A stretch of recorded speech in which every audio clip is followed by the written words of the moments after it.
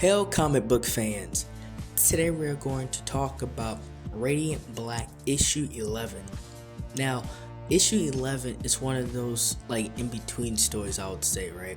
Because it's just coming off of the arc of Nathan being in the hospital, right? And Marshall just saved his best friend, and it's leading into other concepts now, right? And the story starts off with Marshall crashing back down into this realm of existence. He falls straight through the table, but he gets up and he takes off to the hospital to see if whatever he did actually worked, right? And he's not like your ideal hero, right? He's just a friend that took over being Radiant Black, and all this responsibility got thrown onto him.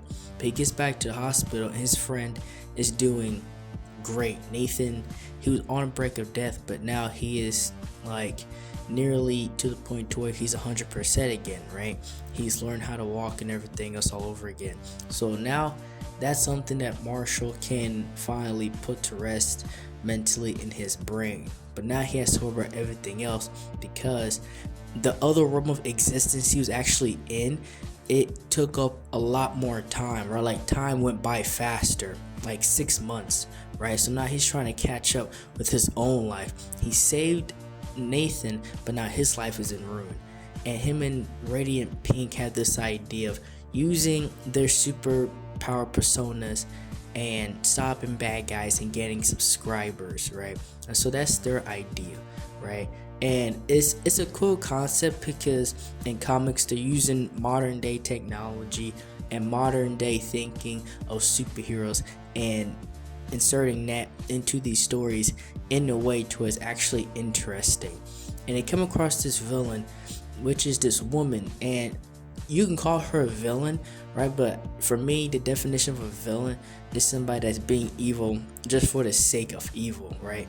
She's doing it because she has bills to pay and she has her own issues, and she's needing these guys' help, and their energy, they're being powered by the essence of the Radiance, if I'm correct, right?